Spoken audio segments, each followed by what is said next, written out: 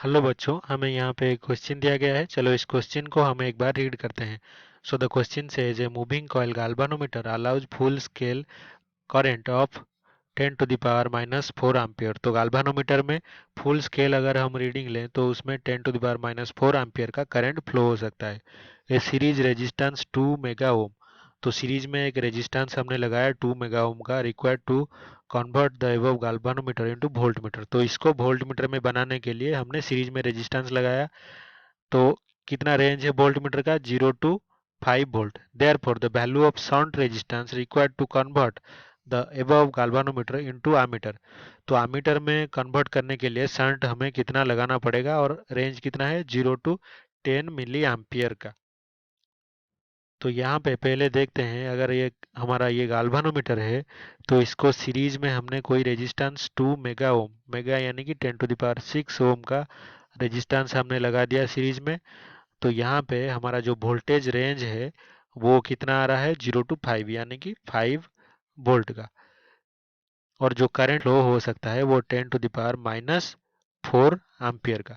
तो यहाँ से हम ये लिख सकते हैं क्लियरली कि जो रेजिस्टेंस है 2 into 10 to the power into जो करंट फ्लो कर रहा है कितना, 10 to the power minus 4 current flow कर रहा है, ये है हमारा रेजिस्टेंस के लिए जो पोटेंशियल ड्रॉप है। प्लस हम क्या करेंगे, 10 टू द पावर माइनस 4 और गाल्वानोमीटर का कुछ रेजिस्टेंस मान लेते हैं जी।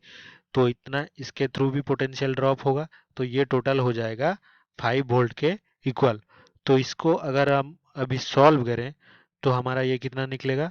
ये हो जाएगा 200 plus 10 to the power minus 4 G is equals to 5। तो यहाँ से जो गाल्वानोमीटर का रेजिस्टेंस है G is equals to 5 minus 200 into 10 to the power 4, यानी कि ये हो गया minus 195 into 10 to the power 4। तो जो जी का यानी कि रेजिस्टेंस ऑफ गाल्वानोमीटर वो नेगेटिव आ रहा है, यानी कि ऑप्शन डी। लेकिन यहाँ पे जो रेजिस्टेंस है वो नेगेटिव नहीं हो सकता।